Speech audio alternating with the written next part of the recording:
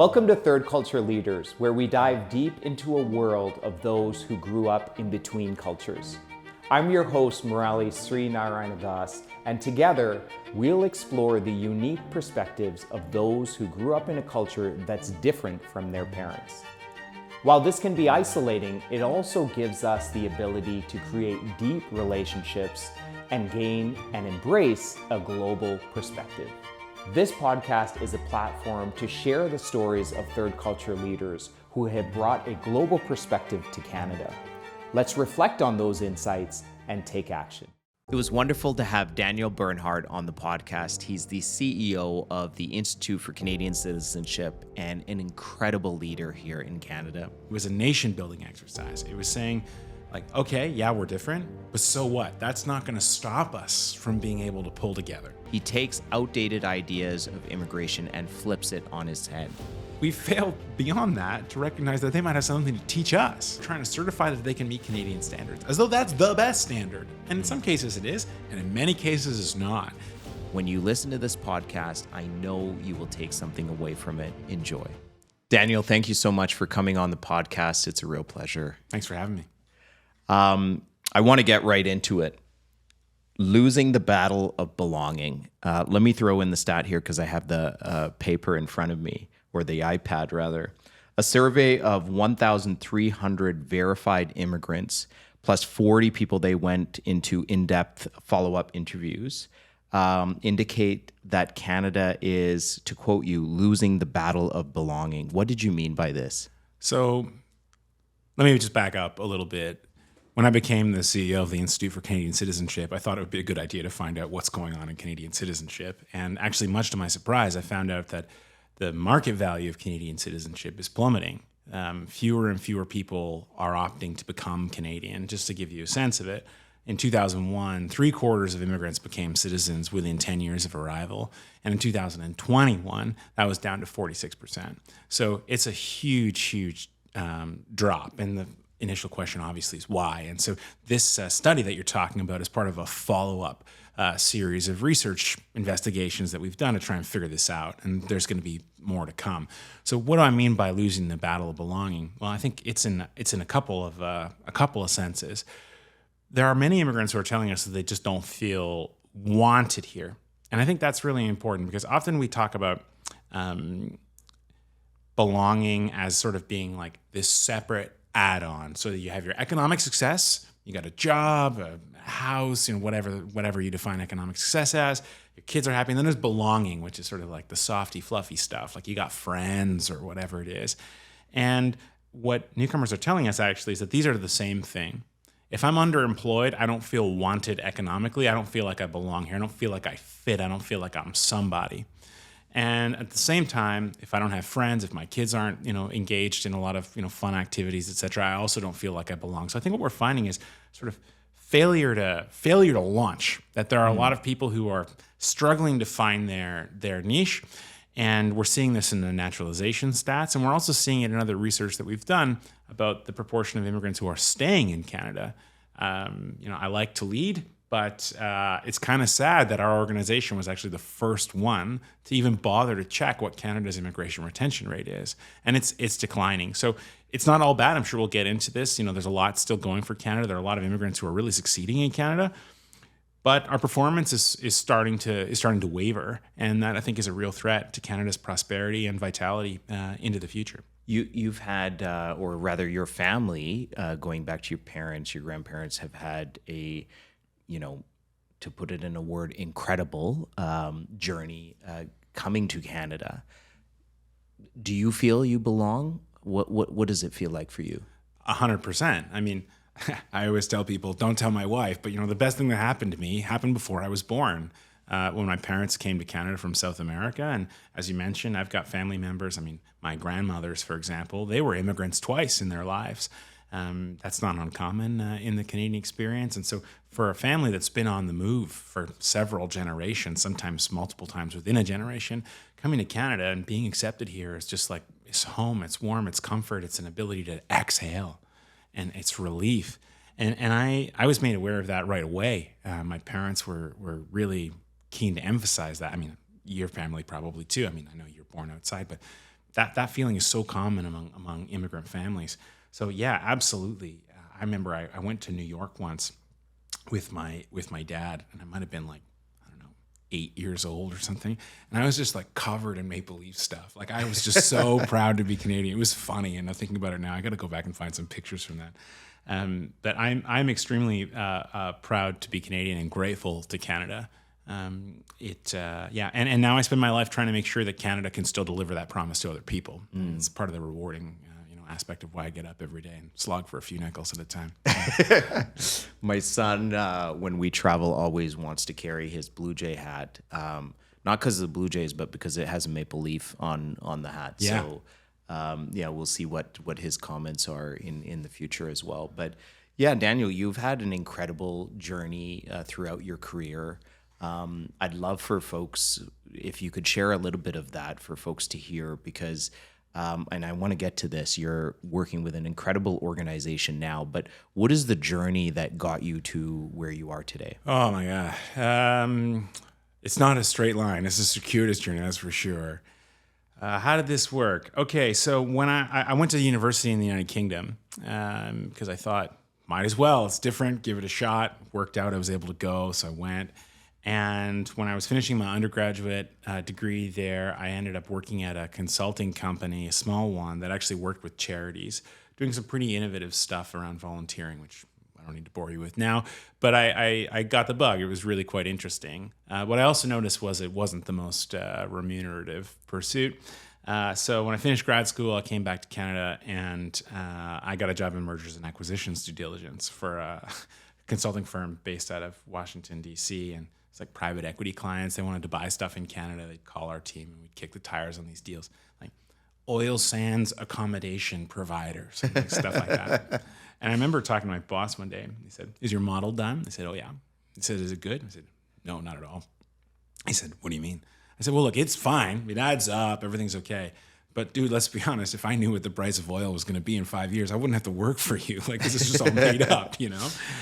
And that was kind of when I realized, I needed to get back into public benefit work. That's what really kind of made me tick. And so I thought, well, how can I apply these skills that I've developed, quantitative skills, market analysis, product design, looking at business propositions, and apply them to public benefit pursuits. So I did that for a while at a consulting business, working with charities and foundations and government agencies on how to be kind of wacky and creative and think of new ways to operationalize their mission. And importantly for our conversation, my approach was always asset-based. Like, I'll give you an example. Food insecurity is a big problem. I had a chance to work on for a time. And everyone's always talking about how hungry some people are. And they are, for sure. Don't get me wrong.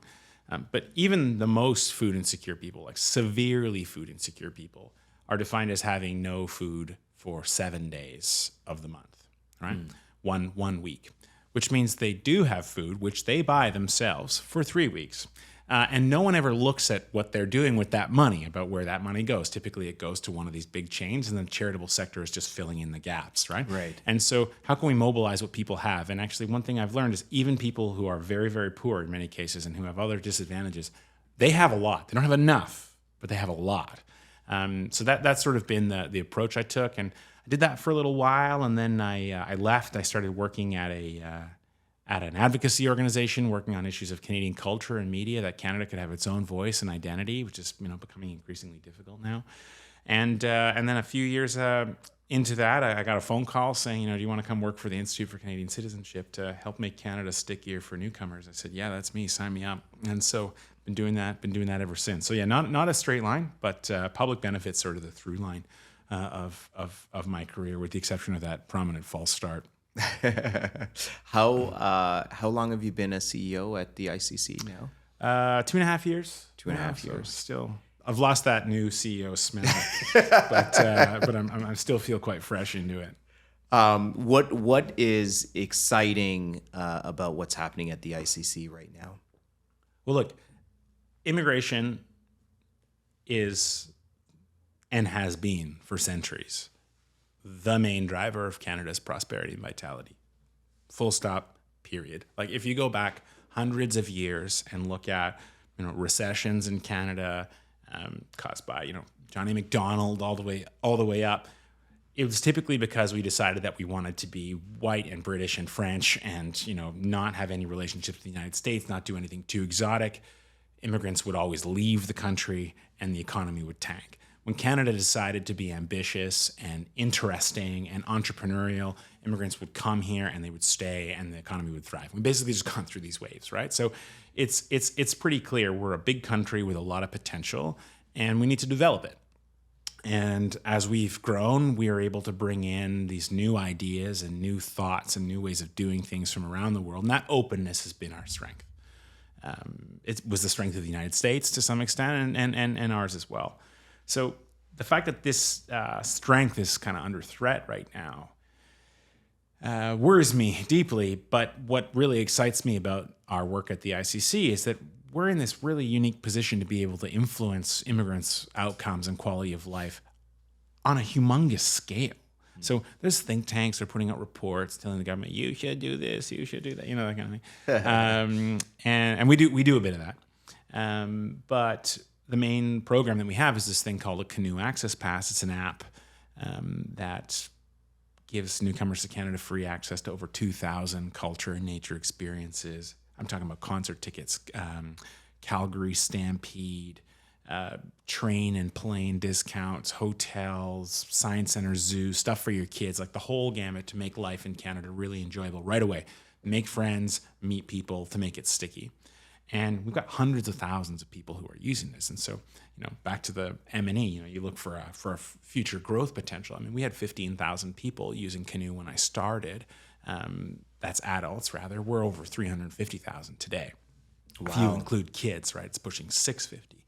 And so who else can say that they can change the experience of a country for like half of the immigrants within their first 5 years? I mean, we're not there yet. That would be when we get to 1 million. But let's say, a quarter of immigrants within their first 5 years. Like, the ability to have impact at that scale is basically unheard of for any charity. And we get to do that. And we get to operate in this high growth environment. There's a tech aspect to it. There's all the marketing and product and all those kinds of things. So it's really exciting and unique. It's fast moving. It's creative. We make mistakes. We do other things. We can see our results quickly, and we can see the impact in people's lives. And so that's special. You don't find that anywhere, and I couldn't turn that down. I think the growth is, just again, going back to the numbers, the growth that the Canoe app has had is absolutely tremendous. Obviously speaks to the demand. What is it about, most of these, I guess, newcomer focused organizations are looking at resume workshops, financial literacy, et cetera, which are important. Don't get me wrong. But with Canoe, you're taking a focus on entertainment, parks, etc. Why that focus? How has that resonated with folks? So remember the asset-based approach that I told you about earlier? Yeah. So the existing settlement services, and I don't mean to say this disparagingly, but they work on this sort of deficit-based approach. They look at the things you don't have. You don't speak English well enough. You don't speak French well enough. You don't know how to write your resume to the standards that a North American employer might accept, or in the way that a North American employer might find interesting. And so we'll just teach you with that. You don't have an affordable place to live. You don't whatever, and we will fix the problem to get you set up. And it's not universally true. There's some that are more innovative than that, but that's been the mold. Unfortunately, two things are happening. One, that doesn't recognize the assets people have. But two, that means that primary economic class immigrants who've already proven that they have to speak English and French in order to get into the country, basically immediately those services are not relevant for them. Canada's become very, very selective in who we're bringing in. I mean, the talent is crazy. Like, if my parents, 18, 19-year-olds from Chile who spoke no English, one who had a high school degree, one who had not yet finished high school, had applied to become permanent residents today, they wouldn't have even gotten a rejection letter. They would have just gotten a video of someone laughing at them saying, what do you think you're doing, right? Yes. And they would never be accepted today. Today we're taking people who are like really, really, really talented. But the settlement services haven't really changed. They're geared at my parents. And like you say, there are people who are still coming that way. Family reunification, parents and grandparents, and those people are important. I'm glad those services are around. But what we're saying is not that these people lack something. What we're saying is there's about 82% of permanent residents who do not use these services, especially within the first year, the primary economic class people. And they have so much to give to Canada. If they don't have a good experience here, we're in serious trouble. And so we're not providing a service necessarily to them for all the things that we lack, or that they lack, rather. We're providing a service to them so that they don't lose faith in Canada, so that they say, you know what, moving here was a good idea. Or I have challenges. Maybe my career hasn't taken off in the way that I wanted to. It's going to take me longer. But man, I just saw my kid go skating on the Rideau Canal. Or we got free access to Ontario parks, and we went in a canoe, and the canoe flipped, and we had the best time ever trying to figure out how to get it, right? Like, those experiences make a huge difference. And I mean, I'm sure you have these, right? A memory from when you first arrived, something like quintessentially Canadian that your family did? Yeah, we went to, just camping alone for me, was an incredible experience. And just driving across Canada, and my uncle had do you call it caravan or whatever, like the like camper van, which was incredible. But I think to your point, these experiences, and especially family experiences, can be tremendous, and definitely things that they're going to be sharing on social media, or as they tell their family back home, right? So I think I love it, and obviously I'm a big supporter of the ICC and the Canoe app, so I'm a big fan of it, and especially, Daniel, what you mentioned, this different narrative. Not that the other ones are bad, but this additional narrative, I should say, in terms of catering to newcomers.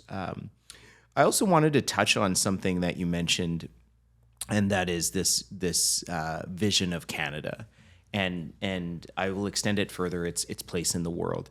There's an interesting book that John Stackhouse wrote called Planet Canada, and I was watching his launch of this book. That I think they were in the middle of COVID at the time, so it was with the folks from the Monk School, and he spoke about this term called mutual accommodation.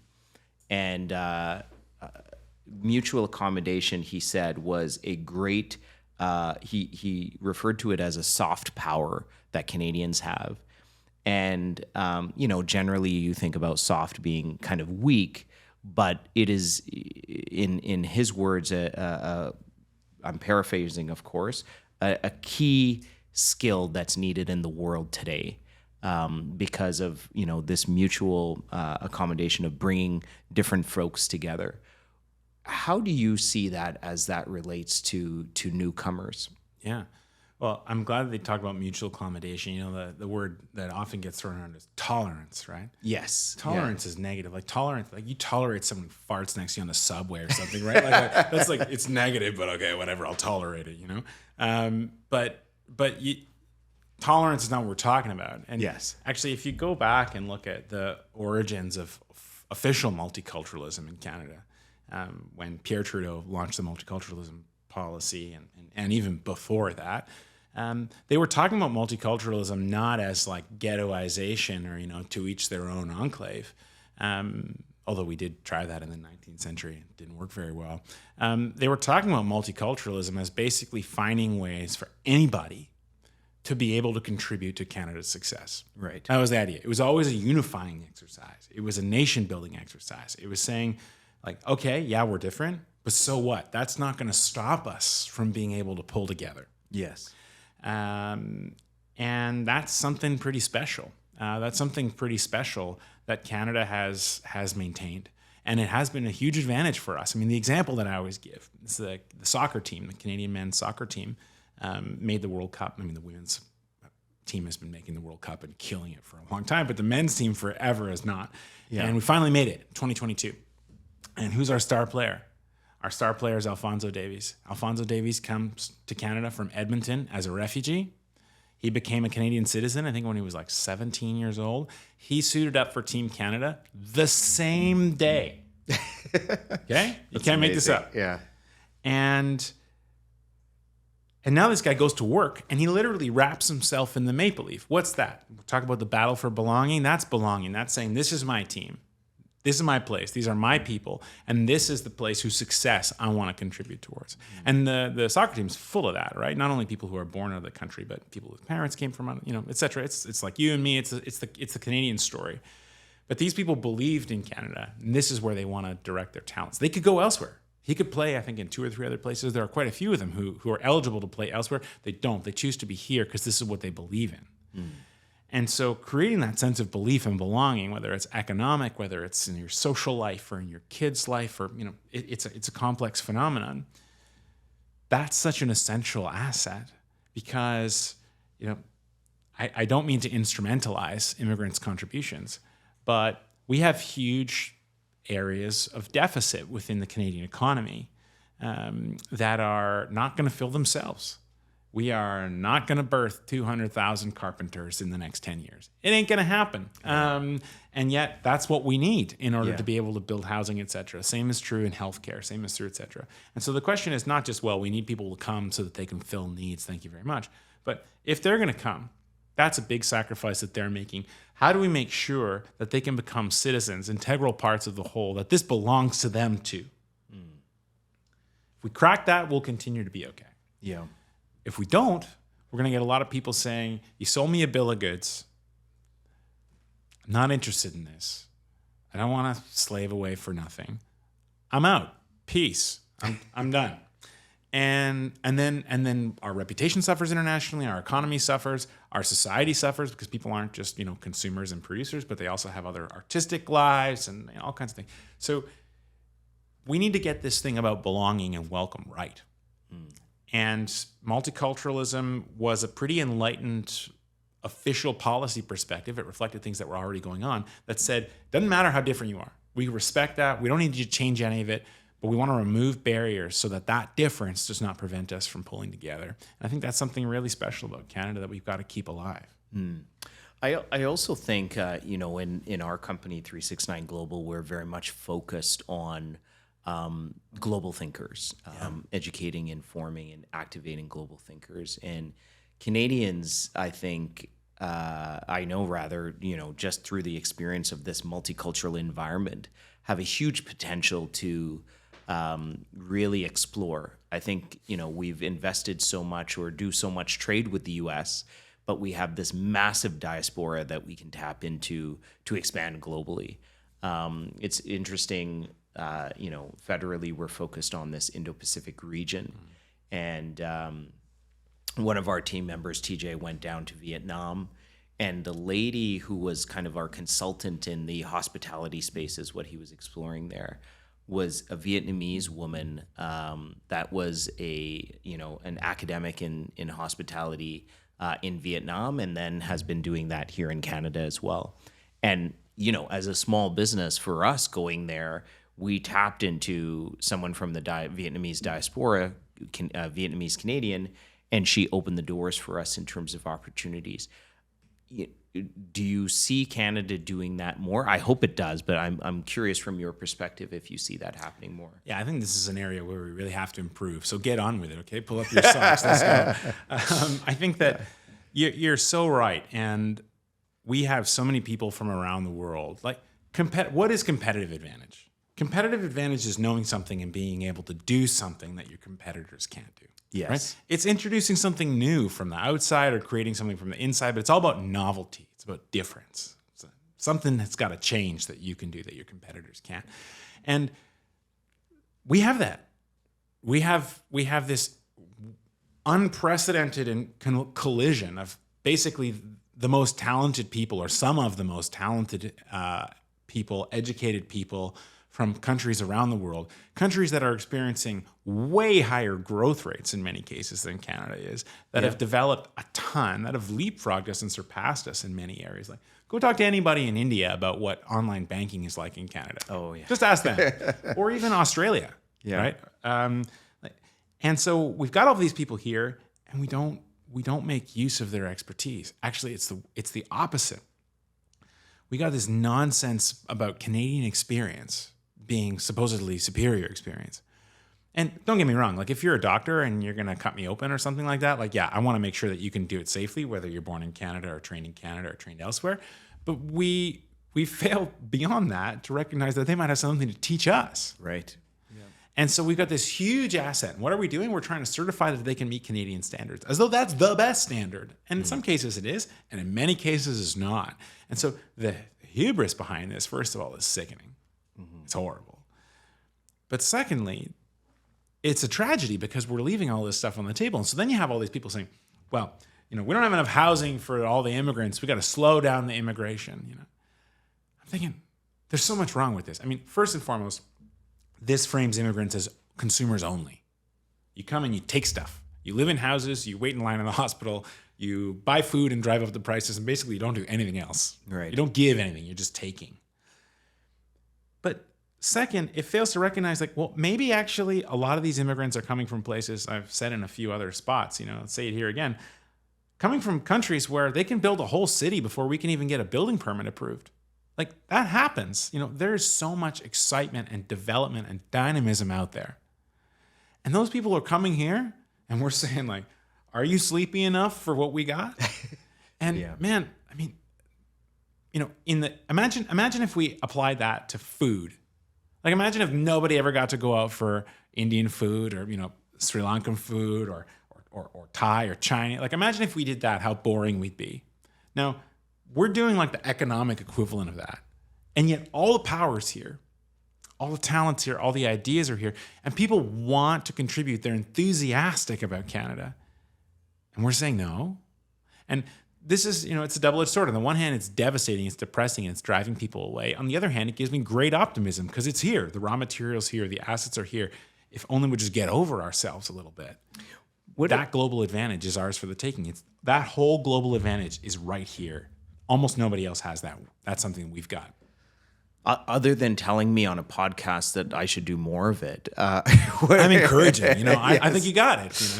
Yeah. But what do you think? What do you think we can do? What can be done more? I mean, I think definitely there's a political drive that needs to take place. But what are other things that Canada can do to really turn the perspective that way and drive a focus towards economic prosperity? Because that, I think, and you may agree, that is through immigration and leveraging these immigrants. What do we need to do?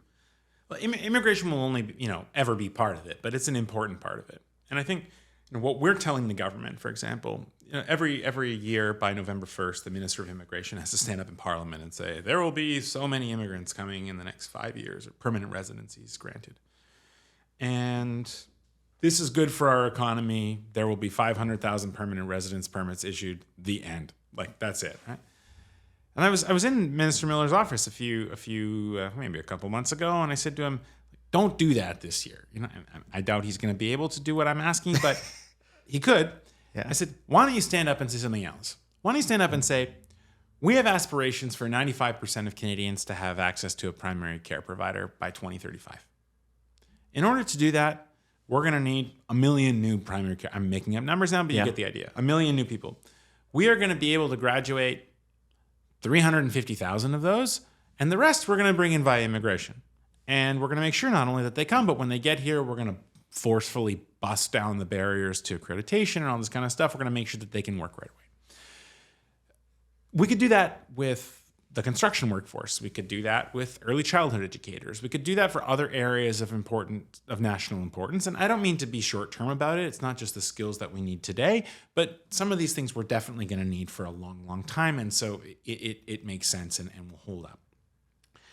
And that provides first of all, it provides a rational framework for saying how many or how few. This year we might need 700,000, not 500,000. And the year after it might be 250,000. And it's not because of xenophobia or something. There's a reason why it's changing. But the second thing and the most important thing is that all of a sudden this starts to frame immigration as about what we need and what people are going to come to help us succeed. Right now we use words like how many people we will let in, right? How many people we will permit to come and eat little pieces of our pie as though we're giving little presents away. And so we don't focus on the contributions. And I think the contributions need to be emphasized. So that's like a government policy, for example, that can be adopted. I think there are other things that can happen. I mean, employers, et cetera, can do this. But even in your own mind, as an employer, like there's a labor shortage in many areas of skilled professions in Canada still. And there's a huge underemployment problem. The taxi driver driving with a PhD, they're still driving a taxi, right? Which basically means that the advantage between you being able to outcompete your competitors because you can produce more, because you can whatever, is driving around the city. You just have to go get them. Right. Right? And if you are still viewing people as being dangerous or potentially liabilities or substandard, you will fail to see the opportunity that this can have. Like previously we used to say, why are they hiring Joe, and not Morale or, whatever the case may be. Well, now there's no Joe. Joe's not there. There's no, and you're still not hiring Morale. Why is that? Right. You lose. The employer loses. But we're still thinking about this when journalists talk about it as like a pity story about the immigrant. I mean, I get the journalists stop calling me, right, to talk about the healthcare professionals. Yeah. I'm like, I don't want to talk about this sob story about some guy who came from wherever and can't work as an orthopedic surgeon. Go get me 1,000 grannies and interview them and ask them why they can't get their hips done because someone won't let this perfectly qualified doctor work. Like, we need to be talking about how this is a contribution for all of Canada's success, not just something we give to immigrants. And so whether you're an employer or a journalist or a storyteller or an advocate in civil society, I think there are a lot of different ways that if you just reframe that for yourself, your perspective will change. Yeah. And you'll start to see the benefits. This is for your benefits, not to be nice. It's not to be kind. It's an advantage. Yeah. It's a huge advantage. You have 2 kids, Daniel. How old are they? I don't know. I haven't slept since they were born. I've got a 3-year-old and a 1-year-old. 3-year-old and a 1-year-old. Yeah. And what are your hopes for them in the future for Canada? I'm hoping they won't kill me. That's the first thing. Like, just drive me to insanity. Well, you've already lost your hair like me, so that's gone. Already. Don't I know it? Look, I think I want the same as everyone wants for their kids. I want my kids to live in a safe and prosperous country where they don't know hardship in the extreme sense, and where we're prepared, where we're prepared for the future. And decline is something that happens. We're a rich country, and even for all our mistakes, we're still a rich country where people want to come in for good reason. Many immigrants are still succeeding. When we talk about retention rates declining, it's from a very, very, very, very, very low number to a slightly less low number. It's still a pretty good place to come and be. And we need to keep it that way.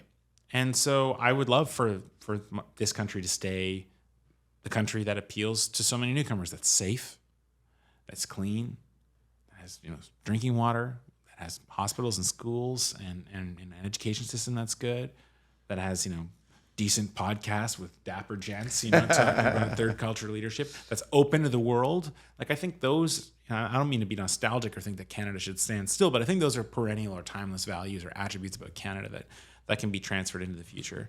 So that's really what I hope for, but we got to be on guard about it. There was a great piece in the Globe last year, long piece on a Saturday about Argentina, which, my family's from Chile, so we don't like the Argentinians, but no offense to all the Argentinians listening here. But in the early, at the turn of the 1900s, 20th century, Argentina was as rich or richer than Canada. Paris was, Buenos Aires was called the Paris of South America. And they had a new opera house and a new railway and all these industries and agricultural stuff. It was an amazing, booming place, similar to Canada. And now it's not. And that happens really slowly. It happens really slowly. And how will it happen for Canada? Who knows? Like my model of the price of oil. If I knew how it was going to happen, I wouldn't have to work here. But we know enough that it can happen. And one of the ways that can happen is if we deliberately cut ourselves off from the main source of growth and renewal that has fueled our prosperity for centuries. And we are close to doing that. Canada is turning its back on immigration in unprecedented ways. the consensus around immigration was rock solid for 30 years. 70% of people across political parties, age, rural, urban, whatever, said the immigration levels were about right. That's now almost, I think, 50% or maybe lower than that. Wow. In almost 1 year, it tanked. Wow. And at the same time as Canada turns its back on immigration, immigrants are turning their back on Canada. They're saying, I don't know, is this really all it's chalked up to be? These people don't actually want me to contribute. They let me in because of my advanced skills, but they won't let me work. So this is like a double action movement. It's going to squeeze us. Yeah. And we have control over it. It's still not at a crisis level, but if this keeps going, we're going to be in really dire straits. And so we need to get over this. And I think we can. I think we have everything that we need. But our prosperity really depends on that. So what do I want for my kids? Same thing everyone wants for our kids. And we have it now, and we can have it much better in the future. But we got to be awake to it. And this amazing pool of talent right in front of us. You know, what do they used to say? You can, a friend of mine used to say, you can lead a horse to drink, but you can't make it water. Yeah. But like, it's right in front of us. And what a head start. What an advantage. What a privilege. Yes. Yes, absolutely. Only we could open ourselves to accepting these contributions. And look, we are here because Canada accepted our family's contributions. Yes. And we're not the only ones. You know, it's so common it's a stereotype. And it's a stereotype that's true, but it has to stay true. And that's been the power of Canada, and that will be the power of Canada as long as we don't screw it up. Well, Daniel, it's been such a pleasure having you on the podcast. I think, the work that you're doing is absolutely incredible. I'm so glad someone like you is leading it. And I always enjoy our conversations, whether it's on a podcast or over drinks. But I really respect the work that you're doing and the leadership that you have with not only ICC, but with a number of people that are focused on something very important, near and dear to us, and that's Canada and our people within it. Thank you very much for coming on the podcast, brother. Hey, thank you. And just one last plug, I want to say, you are stepping up in this area, not just in talking about it, not just in the content, but also in your business, in philanthropy. And I'm grateful that you support the Institute for Canadian Citizenship. There's a number of fronts here, and other people can too. So if you're listening, if this is something that matters to you, we're a charity.